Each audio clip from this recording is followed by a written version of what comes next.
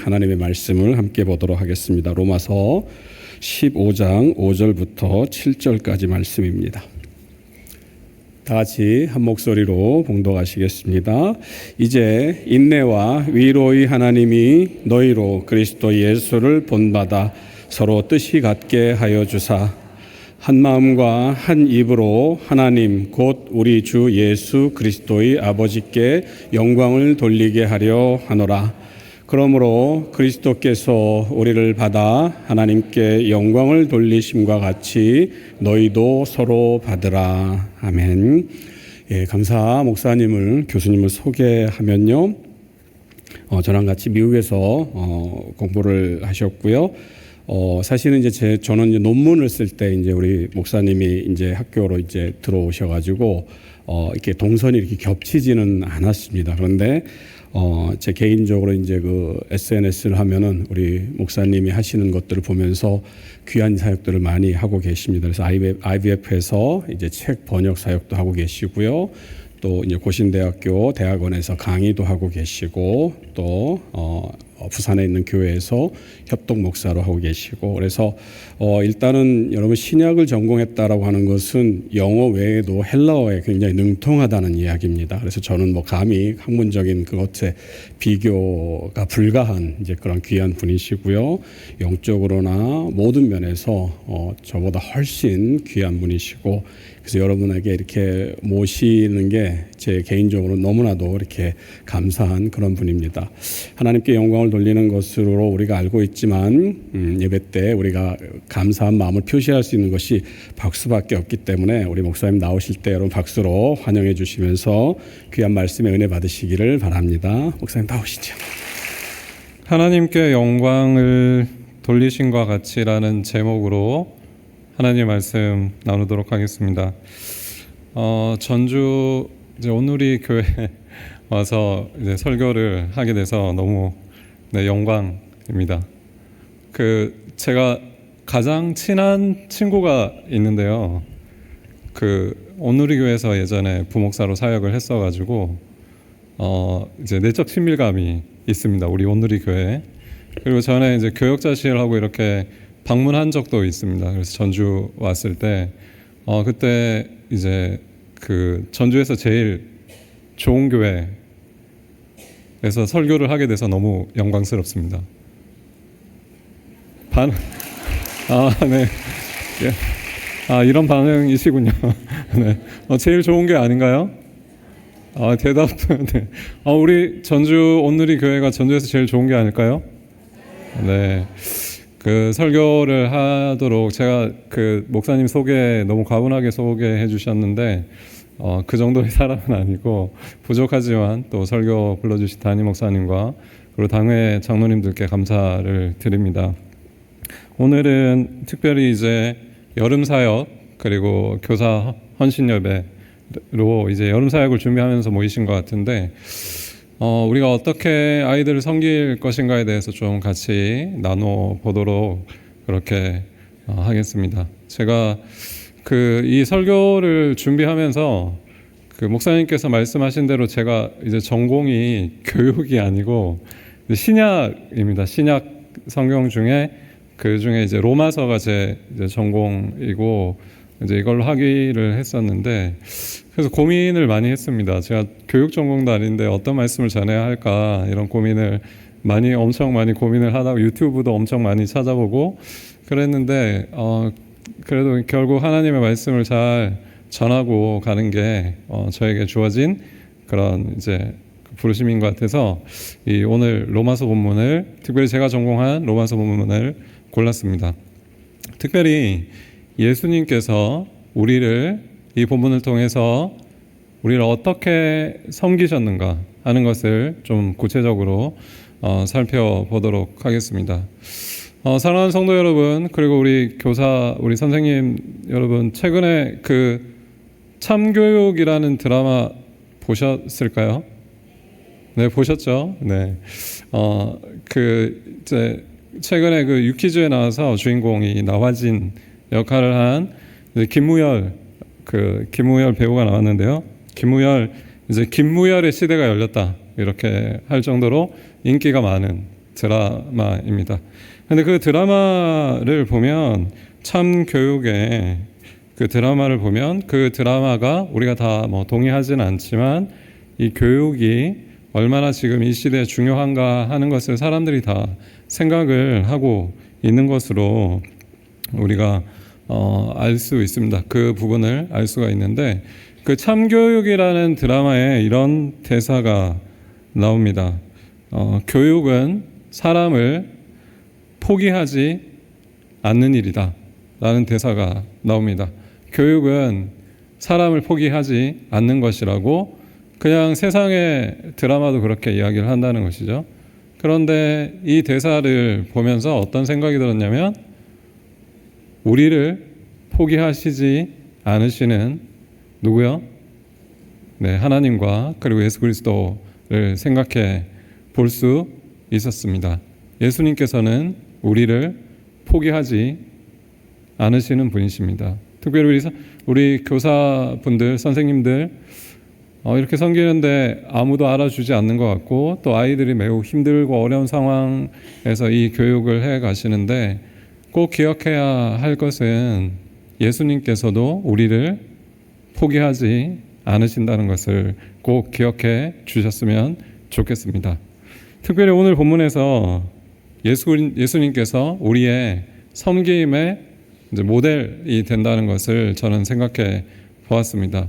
오늘 본문에서 그런데 특별히 그 15장 5절에서부터 7절까지 이제 5절에 이렇게 본문은 이야기를 합니다. 이제 인내와 위로의 하나님이 너희로 그리스도 예수를 본받아 서로 뜻이 같게 하여 주사라고 바울이 말을 하고 있습니다. 바울은 로마 교회에 예수 그리스도를 어떻게 해야 된다고요? 본받아야 한다고 이야기를 하고 있습니다. 우리가 예수 그리스도를 본받아야 한다고 이 구절을 시작하고 있습니다. 그런데 그 본받는 내용을 6절에서 이렇게 이야기를 하고 있습니다. 한 마음과 한 입으로 하나님 곧 우리 주 예수 그리스도의 아버지께 영광을 돌리게 하려 하노라. 7절에 그러므로 그리스도께서 우리를 받아 하나님께 영광을 돌리신 것 같이 너희도 서로 어떻게 해요? 받으라 라고 하고 있습니다. 6절에 다시 보시면 6절에서 그 본문은 무엇이라고 이야기를 하고 있냐면 우리 주 예수 그리스도의 아버지께 너희가 영광을 돌렸으면 좋겠다고 이야기를 하고 있습니다. 로마 교회 교인들이 하나님께 영광을 돌리기를 바라는데 하나님께 영광을 돌리는 방법에 대해서 7절에 설명을 하는데 그 내용이 무엇이냐면 그리스도께서 우리를 받아서 하나님께 어떻게 했다고요? 영광을 돌리셨다라고 이야기를 하고 있습니다. 우리가 본받아야 할 우리의 모델이신 예수 그리스도께서 그분께서 우리에게 보여주신 가장 첫 번째 오늘 본문에서의 모델, 그러니까 본은 무엇이냐면 예수님께서 우리를 받으셨다는 것입니다. 그리고 이어지는 그런데 6절에서 7절 사이에 생각을 해볼 만한 내용이 또 있습니다. 7절을 다시 보여주시면 이렇게 이야기를 하고 있습니다. 그리스도께서 누구를 받았다고요? 네, 우리를 받았습니다. 우리를 받았고요. 그리고 7절에 바로 너희도 어떻게 해요? 네, 우리를 받으셨고 그래서 우리가 어떻게 서로를 받아야 한다고 이야기를 하고 있습니다. 여기서 우리는 누굴까요? 네, 뭐 기본적으로 로마 교인이라고 생각을 해볼 수 있을 것 같습니다. 그러면 서로는 누구일까요? 서로. 네, 교인들 서로. 네, 너무 쉬운 질문을 해서 죄송합니다. 황당하셨을 것 같습니다. 어쨌든 서로를 받아야 합니다. 그런데 보시면 5절을 다시 보시면 거기에 중요한 힌트가 있습니다.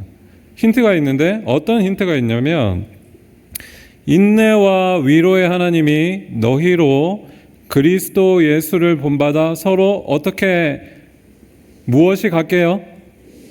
다시 한번 질문을 해보겠습니다. 서로 지금 이 바울이 편지를 쓰는 이 서로라는 대상은 뜻이 같지 않고 있다는 것을 생각을 해볼 수가 있습니다. 이 교회 안에 뜻이 같지 않은 사람들이 있었다는 것을 본문은 이야기를 해주고 있습니다. 6절에는 뭐라고 얘기하고 있냐면 6절 시작에 한 마음과 한 입으로 라고 표현을 하고 있습니다. 한 마음과 한 입으로 영광을 돌리게 하고 싶다는 것입니다. 로마 교인들은 그러면 어떠한 마음이라는 거죠? 한 마음이 아니었고 한 입이 아니었다는 것을 이 구절에서 생각을 해볼 수가 있습니다. 그러니까 우리라는 것은 이 로마 교회인들이라고 할 수 있는데 서로라는 것은 뭔가 지금 교회 안에서 갈등을 일으키고 있는 그런 상황이 있었다는 것을 생각을 해볼 수가 있습니다. 그걸 이 우리라는 것과 그리고 서로라는 것을 이 대상이 누군가 하는 것을 이어지는 구절에서 읽을 수가 있습니다. 로마서 15장 8절과 9절에서 본문은 이렇게 이야기를 하고 있습니다. 저를 대신해서 한번 읽어주십시오. 시작.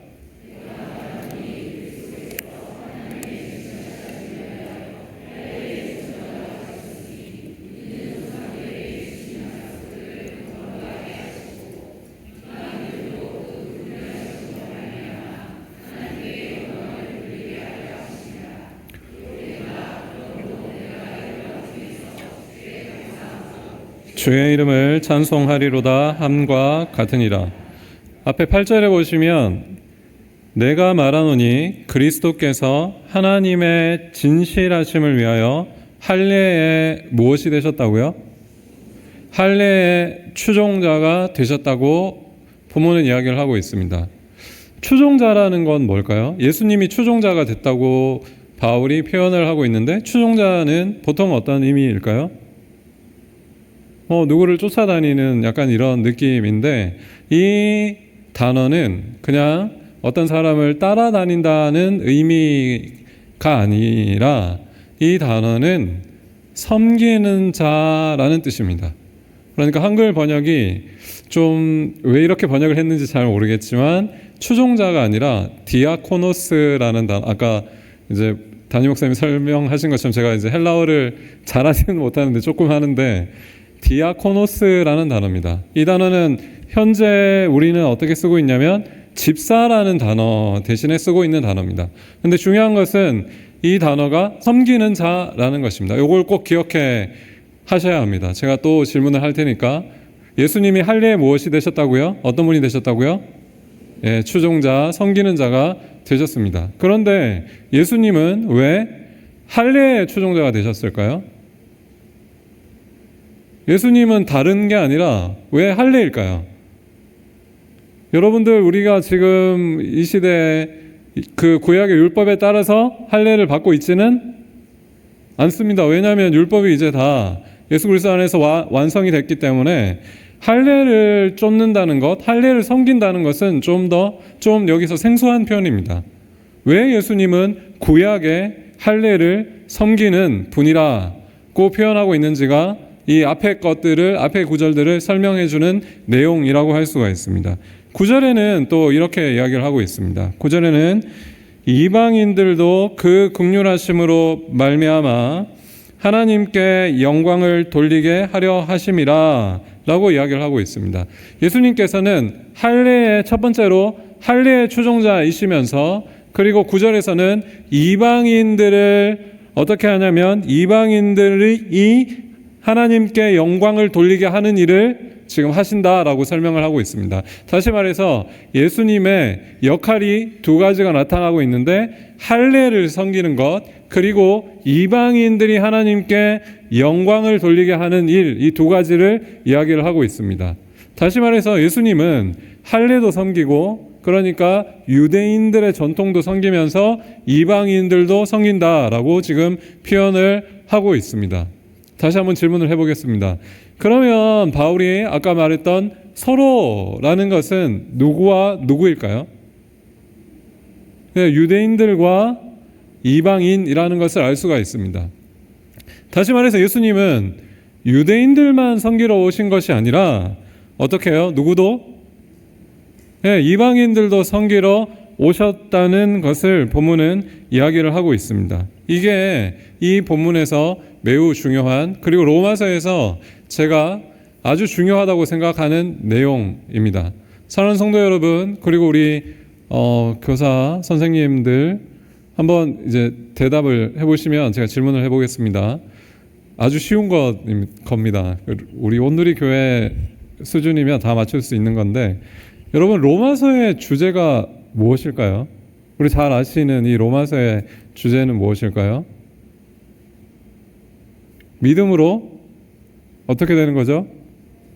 의롭게 여겨지는 것입니다. 이걸 이제 로마서의 전체 주제라고 보통 이야기하고, 믿음 그리고 칭의, 이것을 로마서의 가장 중요한 주제라고 우리가 보통 알고 있습니다. 그런데 로마서를 읽을 때마다, 앞으로 이제 로마서를 읽을 때마다 생각하셔야 할 중요한 내용은 이 이야기를 바울이 왜 했는가입니다. 바울은 왜 믿음을 이야기하고, 바울은 왜 의롭다함, 하나님께서 우리를 의롭다 하셨는가 하는 것을 이야기했는가 하는 것입니다. 그것은 이 교회 안에 어떠한 문제가 있었고 그 문제를 해결하기 위해서였다는 것입니다. 그것을 어디에서 읽을 수 있냐면 로마서 14장 1절에서부터 3절에 그 내용이 나타납니다. 같이 한번 읽어보도록 하겠습니다. 믿음이 연약한 자를 너희가 받되 그의 의견을 비판하지 말라. 어떤 사람은 모든 것을 먹을 만한 믿음이 있고 믿음이 연약한 자는 채소만 먹느니라. 먹는 자는 먹지 않는 자를 업신여기지 말고 먹지 않는 자는 먹는 자를 비판하지 말라. 이는 하나님이 그를 받으셨음이라. 여기에서 보시면 지금 14장 3절에 보시면 먹는 자는 먹지 않는 자를 업신여기고 있었다는 것입니다. 그리고 먹지 않는 자는 먹는 자를 어떻게 하고 있다고요? 네, 비판하고 있습니다. 먹지 않는 자는 누구일까요? 왜 먹지 않는 것일까요? 할례하고도 관련이 있습니다. 율법을 지키기 위해서 먹지 않는 것이 많은 유대인들이라고 할 수가 있습니다. 그런데 예수 그리스도께서 우리를 구원하시고 율법에 자유한 이방인들은 어떻게 생각했냐면 먹는 것이 우리를 좌우하지 않는다고, 구원에 있어서 좌우하지 않는다고 생각을 했을 것 같습니다. 그래서 이 본문에서 먹는 자는 누구냐면 이방인이었던 것 같습니다. 교회 안에 문제가 생겼는데 어떤 문제가 생겼냐면 먹는 것으로 문제가 생겼다고 표현을 하고 있는데, 정확하게는 율법으로 문제가 생기기 시작했습니다. 율법을 지켜야 할 것인가 지키지 않아야 할 것인가 하는 문제가 생겼는데, 그런데 더 문제는 무엇이냐면 3절에서 방금 읽었던 14장 3절에서 서로 비판하고 있었다는 것입니다. 서로 업신여기고 있었다는 것입니다. 여기에서 비판하다라는 말은 우리가 교회에서 비판하다는 의미보다 더 높은 의미, 더 강한 의미를 띠고 있는데, 정죄했다. 지금 표현을 하면 너는 천국에 못 갈 거야. 이렇게 표현을 하고 있는 정도의 내용이라는 것입니다. 그래서 바울은 무엇을 얘기했냐면 하나님께서 믿음으로 너희를 어떻게 하셨다고요? 의롭게 하셨다는 것입니다. 믿음으로 의롭게 한 그 성도들을 함부로 너희가 비판하거나 업신여기지 말라고 지금 바울은 권면을 하고 있는 것입니다. 다시 말하면 15장, 우리가 읽었던 우리 오늘 본문 15장 5절에서부터 7절에 받는다는 것이 무엇인가 하는 것을 14장 3절에 아까 읽었던 본문의 첫 구절에 이야기를 하고 있는데, 14장 3절을 다시 한번 띄워주시면 우리가 서로 비판하지 말아야 할, 그리고 우리가 서로 업신여기지 말아야 할 중요한 이유가 뭐냐면 하나님이 그를 어떻게 하셨다고요? 받으셨기 때문이라고 지금 본문은 이야기를 하고 있습니다. 다시 말해서 예수님이 하나님께서 받으신 것과 같이 예수님도 우리를 받으셨고, 그래서 너희도 어떻게 해야 된다고요? 받아야 한다라고 지금 본문은 이야기를 하고 있습니다. 예수님의 섬김의 두 가지 특징을, 예수님을 모델로 하는 이 두 가지 특징을 본문은 보여주고 있는데, 받는 것과 그리고 섬기는 것이라고 할 수가 있습니다. 그런데 첫 번째로 중요하게 생각해야 하는 것은 받는 것이라는 것입니다.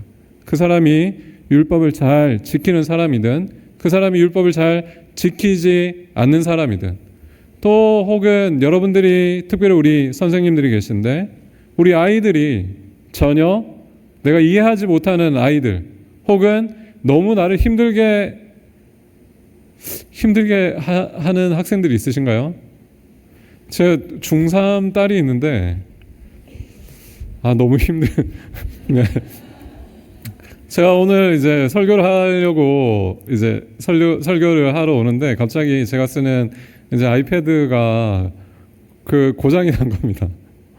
그 이번 주에 주간에. 그래서 지금 이제 작은 걸 들고 왔거든요. 제가 작은 걸 들고 왔는데 글자가 잘 안 보입니다, 여러분.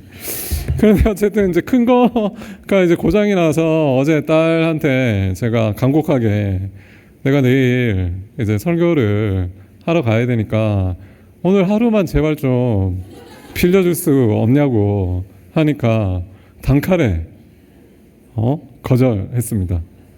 아니 아빠 아니면 작은 아이패드를 주세요. 그냥 자기 달라는 겁니다. 바꾸는 게 아니고 그 정도 돼야. 여러분들 그런 얘기 들어보셨나요? 중학교 여학생들이 정말 엄청 힘든 대상인 거 우리 장로님들하고 집사님들 아시죠? 요즘 이런 말이 있습니다. 중학교 여자아이들은 아빠가 현관문을 여는 소리만 들어도 기분이 나쁘다고 합니다. 그래서 저희 아이 어제 갑자기 그 생각이 나더라고요. 오늘 제가 여러분들 설교를 못하면 다 제 탓이 아니고 저희 딸 탓입니다. 네. 요즘 유명한 이야기 있잖아요. 남 탓해라 이런 이야기가 있는데 어쨌든 이런 대상을 지금 우리가 가르치고 섬기는 것입니다. 또 우리가 받는다고 할 때 예수님께서 나와 같은 존재를 받으셨다는 것을 잘 기억하실 필요가 있다는 것이죠. 하나님께서 우리에게 영광을 받으시는 가장 중요한 방법 중에 하나를 예수님께서 보여주고 계신데 십자가에서 우리를 받으시는 것으로 하나님께 영광을 돌리신 것처럼 너희도 어떻게 하라고요? 그 중3 우리 딸아이를 받는 것이라고 할 수가 있습니다. 그리고 그 추종자라는 것도 중요한 의미가 있습니다. 집사라고 말씀드렸던 오늘날 집사라고 번역되는 이 디아코노스라는 이 단어는 어떤 일을 하는 것이냐면 집안의 허드렛 일을 하는 것입니다. 어제 또 이런 일이 있었습니다. 꼭 설교를 하러 가려고 하면 이런 일이 생기는데 저희 와이프가 갑자기 저녁에 갑자기는 아닙니다. 여보 오늘 저 설거지 안 하실 건가요? 이렇게 질문을 했습니다. 그러면 여러분 어떻게 해야 될까요? 설거지를 해야 합니다. 왜냐하면 저는 집에서 설거지를 하는 사람이기 때문입니다. 그게 섬긴다는 의미입니다.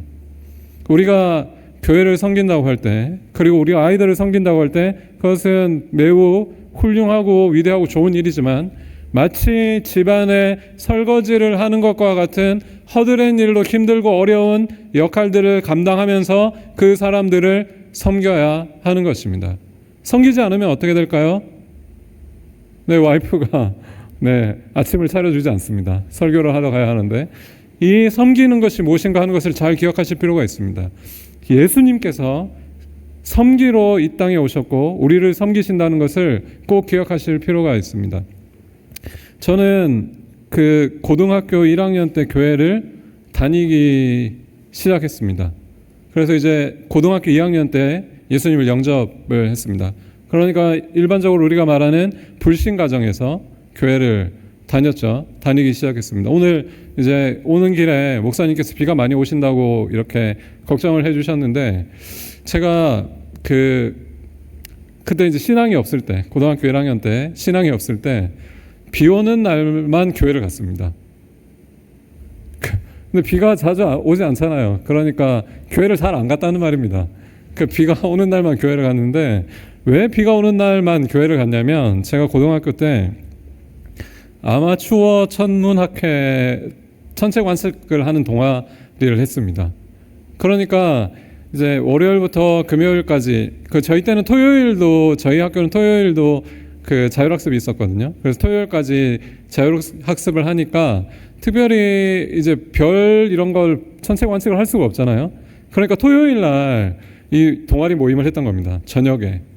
그런데 비가 오면 토요일, 일요일에 천체 관측을 하지 않는 겁니다. 왜냐하면 밤 뭐 1시, 2시까지 이렇게 그 망원경을 들고 이제 학교 뒷산에 올라가서 이제 뭐 망원경으로 뭐 관측한다고 하면서 놀았던 거죠. 근데 어쨌든 비가 오는 날만 교회를 갔던 겁니다. 그러니까 교회를 잘 가지 않았습니다. 한 달에 한 번이나 두 달에 한 번은 교회를 갔던 기억이 있습니다. 그런데 제가 어떻게 신앙을 가지게 됐을까요? 저희 담임 선생님 때문이었습니다. 교회에서.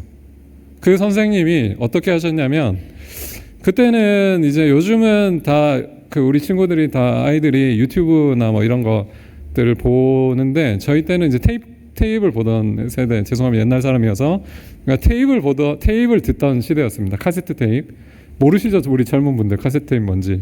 하여튼 카세트 테이프를 듣던 시대였는데, 새로운 CCM 앨범이 나올 때마다 그 카세트 테이프를 다 사주셨습니다.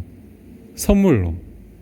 그리고 기독교 백화점에 가서 항상 이제 저희 반 친구들을 다 생각하시면서 그 이제 책 같은 것 이런 것들을 선물로 많이 주셨습니다. 처음 받았을 때는 아니 이거 지금 제가 교회를 안 다니니까 이 테이프를 왜 주시는 거지? 잘 이해를 하지 못했습니다. 그런데 그 1학년 이제 가을이 돼서 이제 총회 같은 걸 하잖아요. 거기서 뭐 저도 잘 이유를 모르지만 한 달에 한 번씩 갔었는데 부회장이 됐습니다. 그런데 제가 또 약간 성격이 어떠냐면, 오늘도 이제 설교 원래 제가 거절을 했어야 했는데 제가 거절을 잘 못해가지고 부회장이 되고 나서 열심히 교회를 다니기 시작했습니다. 그럼 누구 때문일까요? 저는 그 선생님이 저를 위해서 계속해서 기도하셨고, 또 그 테이프를 그리고 책들을 이 아이가 관심이 없을 거라고 생각하지 않으시고, 한 달에 한 번밖에 교회를 가지 않지만 저에게 사주셨던 것들이 저에게 가장 중요한 영향을 주지 않았나 생각을 하고 있습니다. 그리고 신앙을 가지고 나서 그 테이프과 책들이 저에게 매우 중요한 영향을 미쳤던 것을 생각해 볼 수 있습니다. 저는 그분 때문이라고 생각을 하는데, 우리의 섬김이 의미 없이 이 아이들이 받아들여지지 않는 것과 같고, 마치 중3 저희 딸과 같이 받아들일 수 없는 것 같은 그런 아이들이라고 할지라도 예수님께서 우리를 받으셨던 것처럼, 우리 같은 죄인을 십자가에서 받으셨던 것처럼, 그리고 그분이 할례도 섬기고 또 이방인들도 섬기는 자로 우리에게 오셨던 것처럼 그렇게 섬기시는 우리 성도 여러분들 되시기를 소망합니다. 그런데 이 우리의 섬김은, 예수님의 섬김은 방향이 있었습니다. 예수님이 섬기는데 목표가 있었습니다. 우리가 아이들을 가르치는 데는 목표가 있어야 합니다.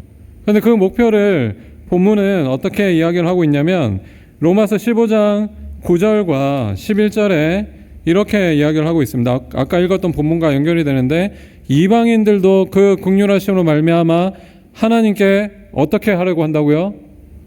영광을 돌리게 하려 하심이라.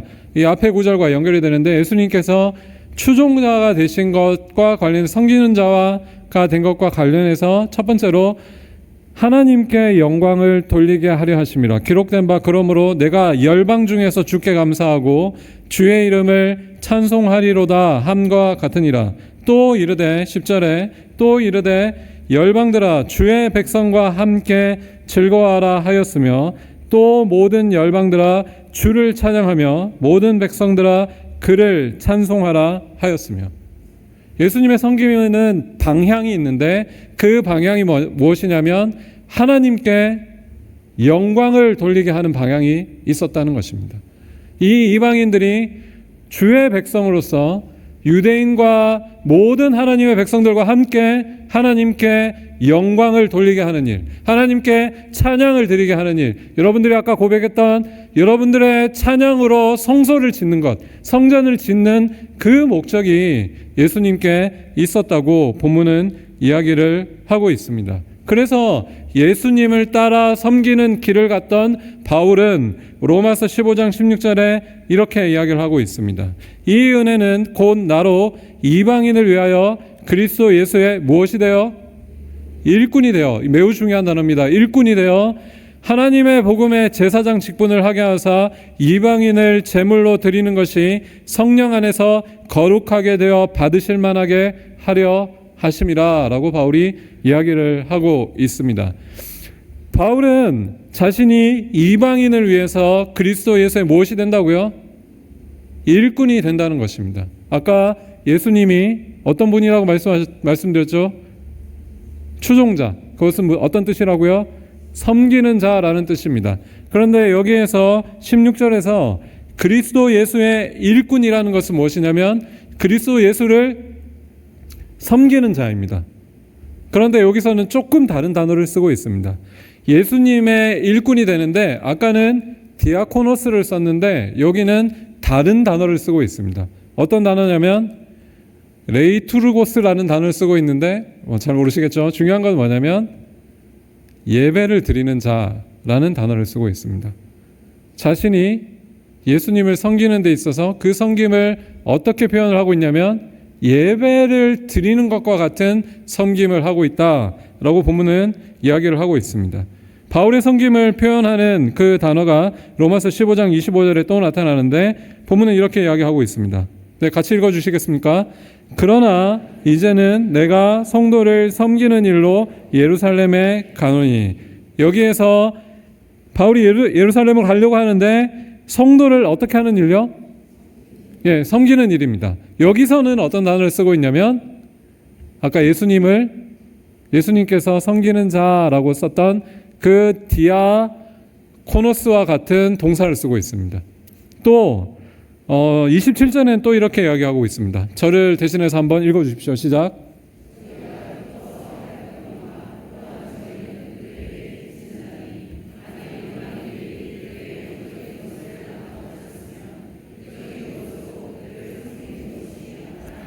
네, 바울이 여기에서 또 섬기는 것을 이야기하고 있는데 여기에서는 어떤 단어를 쓰고 있냐면 아까 두 번째 말씀드렸던 예배하는 자라는 표현으로 섬기는 자를 쓰고 있습니다. 근데 무슨 말이냐면 바울이 섬기는 것을 쓸 때 디아코노스만 쓰는 게 아니고 디아코노스를 썼다가 또 예배하는 자를 썼다가 또 섬기는 자를 썼다가 또 예배하는 자라는 것을 쓰고 있다는 것입니다. 한글 본문은 쭉 이렇게 보면 다 섬기는 것이라고 표현이 되어 있는 것처럼 보이지만 바울이 쓰는 원래의 표현은 무엇이냐면 바울이 섬기는 것과 예배하는 일을 어떻게 해요? 동일하게 보고 있다는 것을 알 수가 있습니다. 하나님의 제사장으로서 자신이 섬기는 것과 관련해서 지금 섬김을 생각하고 있다는 것입니다. 다시 말해서 예수님께서 우리가 하나님께 영광이 되게 하려는 이 일에 있어서 우리를 부르실 때 예수님의 섬김이 첫 번째로 여러분들이 분명히 이해해야 할 것은 무엇이냐면 제가 목표가 있다고 말씀을 드렸는데 우리가 먼저 예배하는 자가 되는 것입니다. 다시 말하면 이런 뜻입니다. 우리가 예배에 참석한다는 의미 그것도 중요하지만 여러분의 섬김이 어떻게 돼야 된다고요? 예배의 섬김이 되어야 한다는 것입니다. 여러분의 섬김이 마치 하나님께 영광을 돌리고 찬양을 드리는 일로서의 섬김이 되어야 한다는 것을 본문은 보여주고 있는 것입니다. 여러분들이 먼저 여러분의 섬기는 일로 예배하는 자가 되어서 그리고 여러분들이 섬기는 그 아이들이 하나님께 예배를 드리고 하나님께 찬양을 드리고 하나님께 영광을 돌리는 자가 되는 그런 목적을 가지고 여러분들이 섬겨야 한다는 것을 본문은 이야기를 하고 있는 것입니다. 사랑하는 성도 여러분, 여러분의 섬김, 또 특별히 우리 선생님들, 여러분의 섬김이 정말 하나님께서 기뻐 받으실 만한 그 찬양이 되고 있으신가요?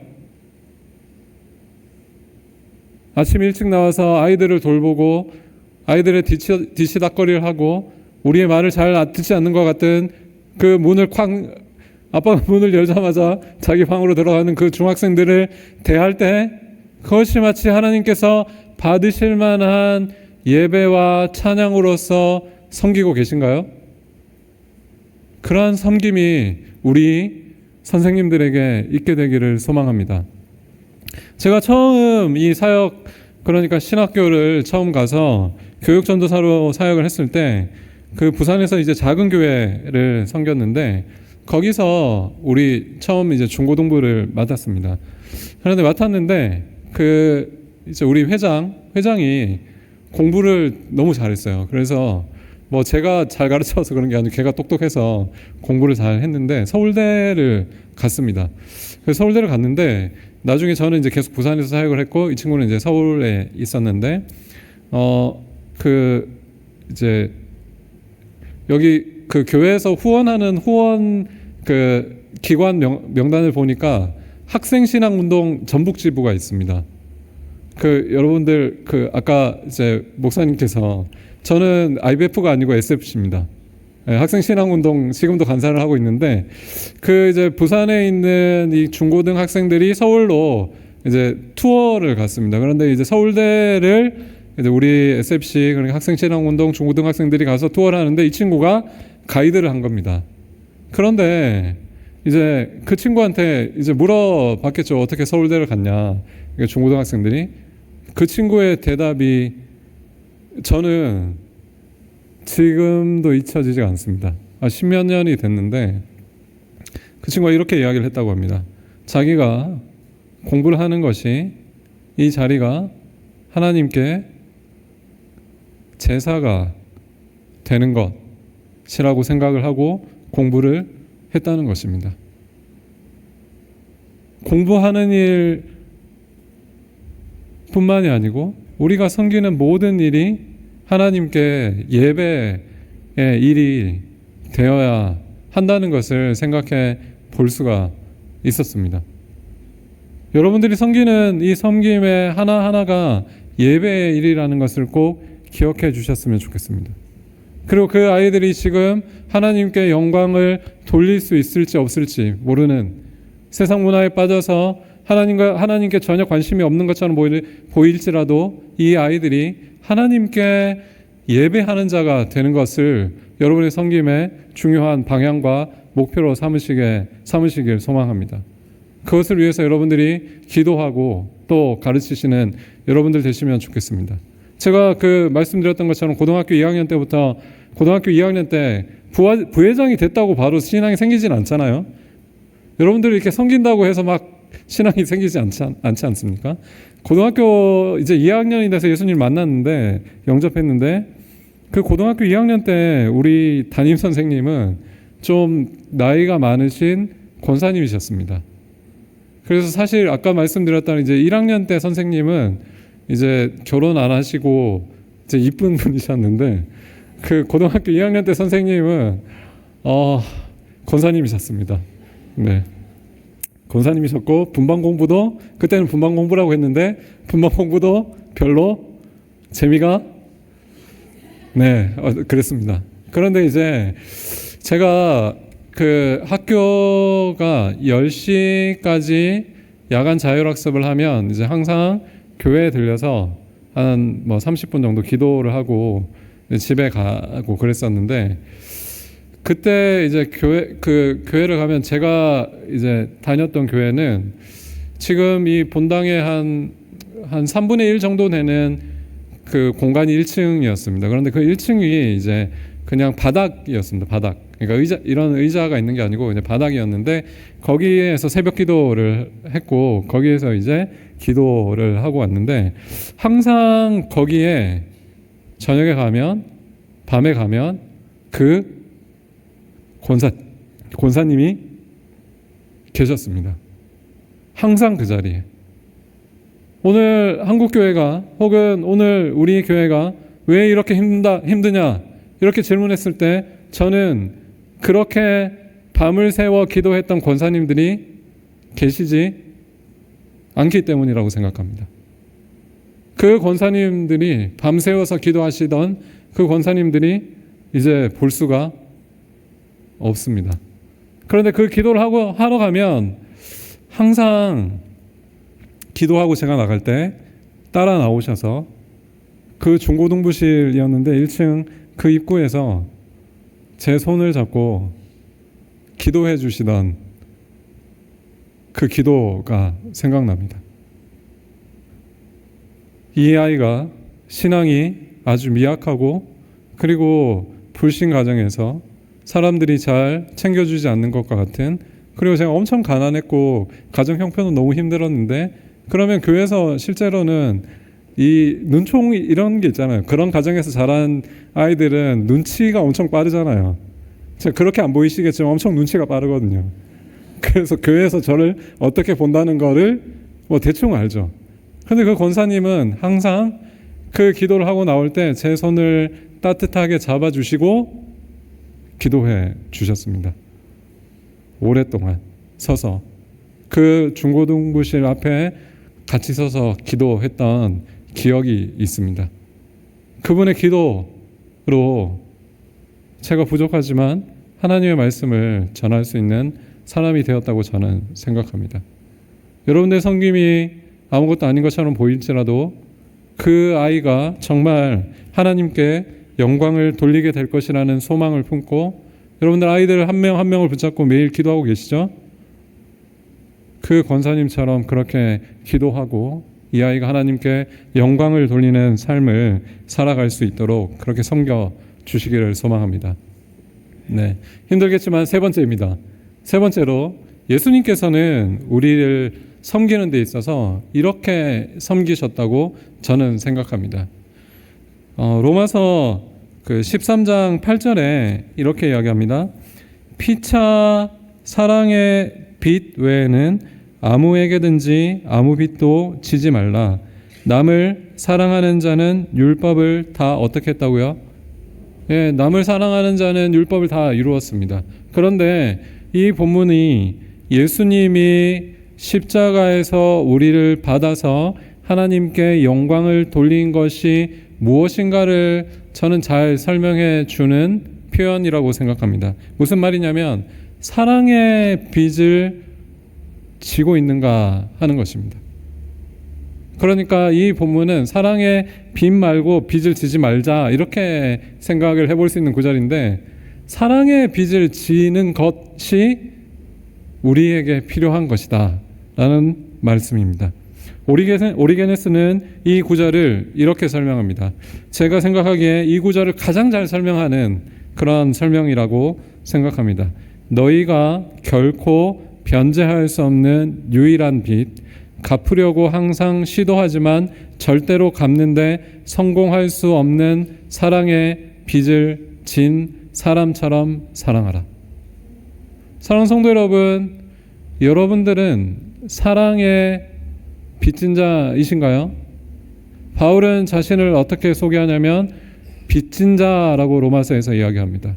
그런데 그 빚은 결코 갚을 수 없는 빚을 진, 예수 그리스도의 십자가의 빚을 진 바울의 고백이라고 생각을 합니다.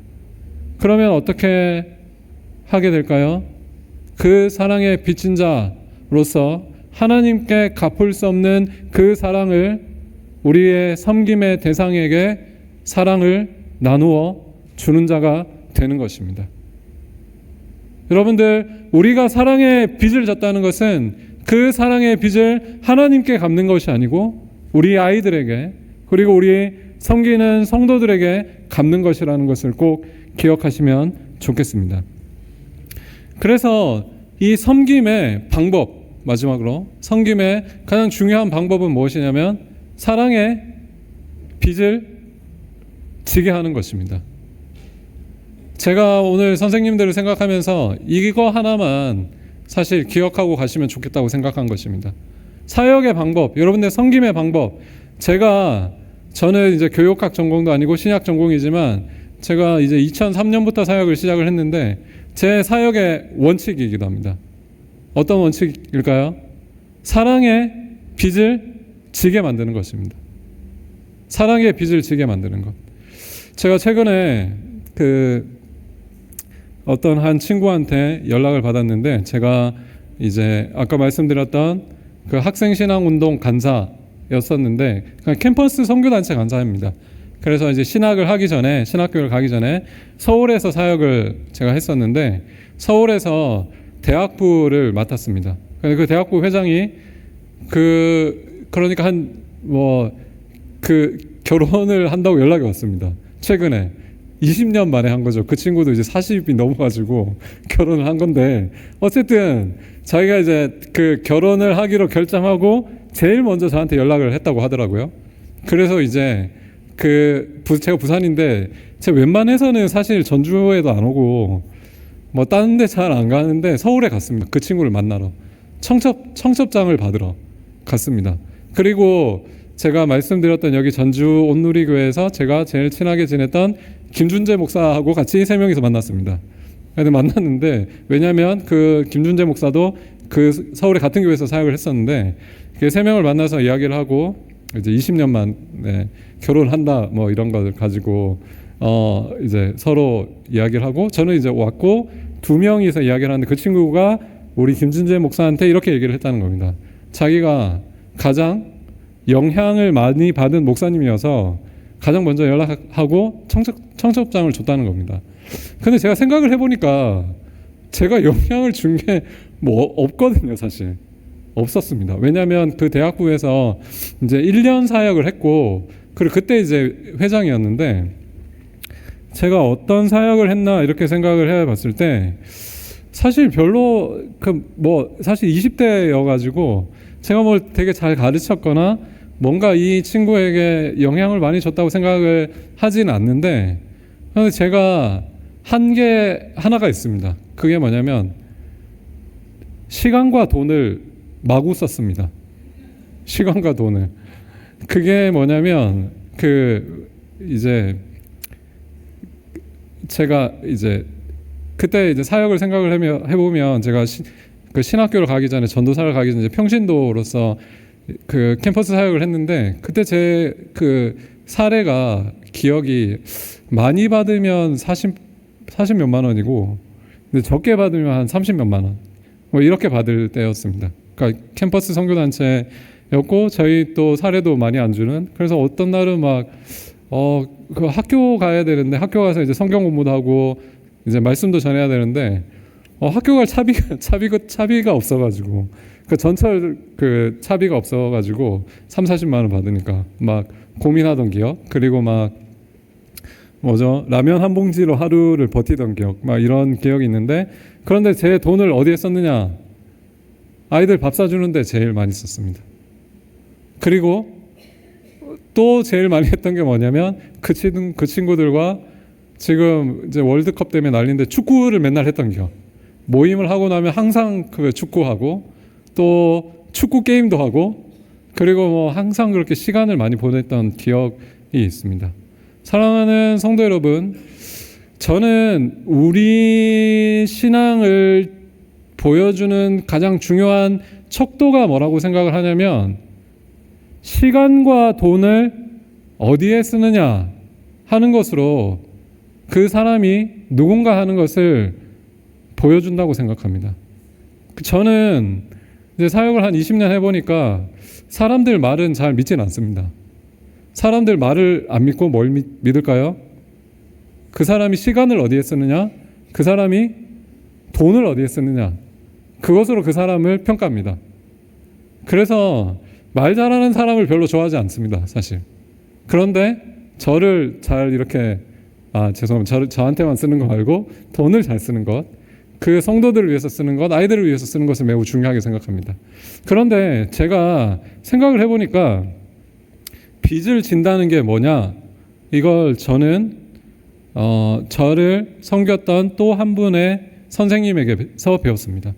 제가 대학교를 갔는데 아까 말씀드렸던 학생신앙 운동에서 그 훈련을 받았습니다. 그런데 우리 간사님이 계셨는데 그 간사님도 이제 결혼을 하시기 전에 그분은 이제 여자분이 세 분 다 여자분이네요. 여자분이셨는데 남자는 진짜 도움이 안 되는 것 같습니다. 어쨌든 이제 여자분이셨는데 그분이 이제 저처럼 그렇게 사례를 받으셨겠죠. 30만 원, 40만 원 이렇게 받으셨을 건데 제가 집안 형편이 너무 힘들어가지고 뭐 고등학교 때도 그랬었지만 대학교 때 이제 등록금을 제때 낸 적이 한 번도 없었습니다. 근데 요즘에는 그런 걸 안 내면 아마 메일로 오겠죠, 이메일로.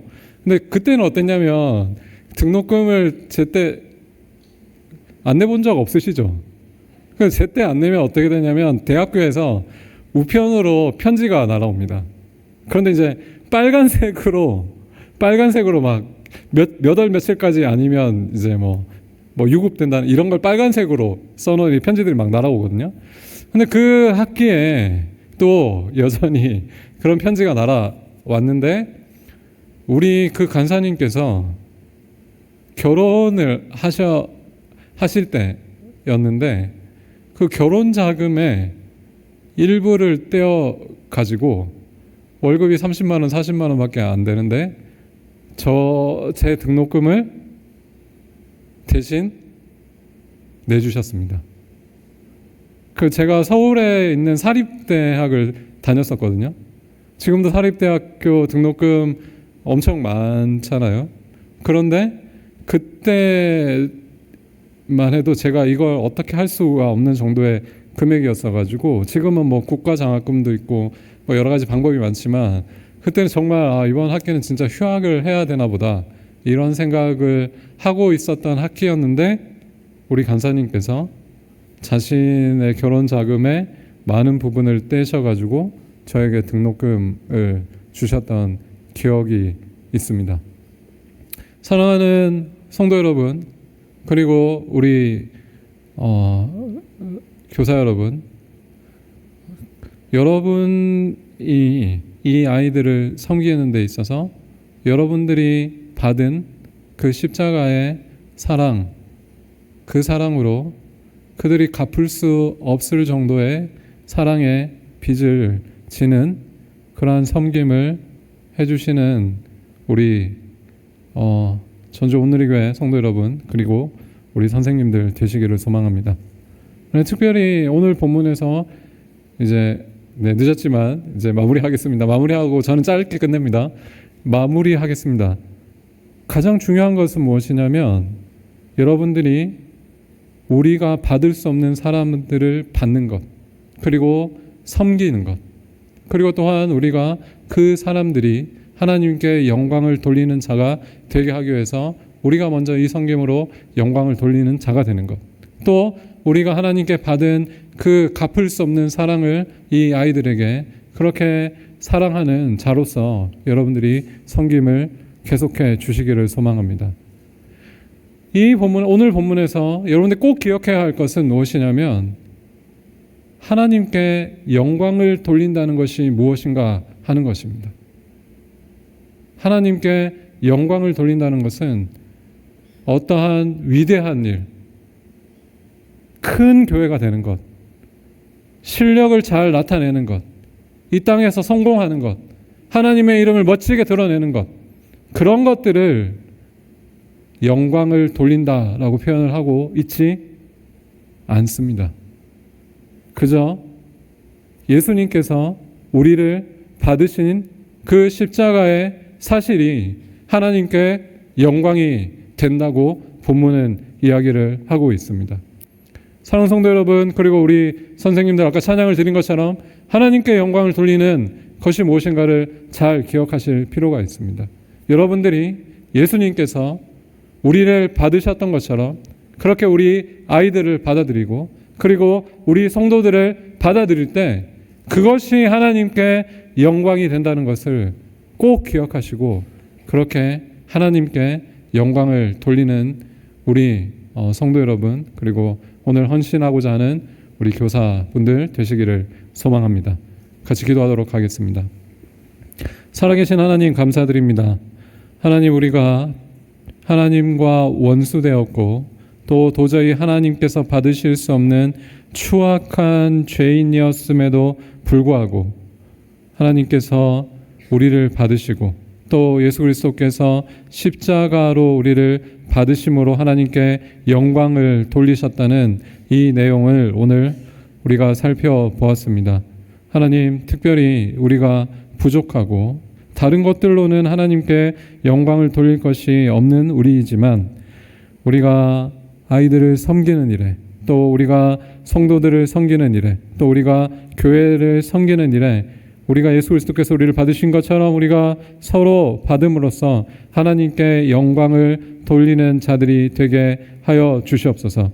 특별히 하나님, 우리 전주 온누리교회 모든 성도들을 통해서, 특별히 오늘 헌신하고자 하는 우리 선생님들을 통해서 영광 받으시고, 또 하나님 이곳에 온전히 임재하시고 하나님의 그 놀라운 역사를 이루어 주시기를 간절히 소망하오니 하나님 함께 하여 주시옵소서.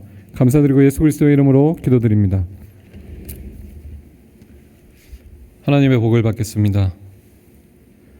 지금은 우리 주 예수 그리스도의 은혜와 하나님의 사랑과 성령 하나님의 교통하심이, 예수 그리스도께서 십자가에서 우리를 받으심 같이 그렇게 성도들 서로서로를 받고 사랑하고자 하는 우리 전주 온누리교회 모든 성도들과 갚을 수 없는 빚을 우리가 또 아이들에게 나누어서 그 사랑을 나누어서 온전히 하나님께 영광을 돌리고자 하는 우리 선생님들 머리 위에 지금으로부터 영원토록 함께 있을지어다.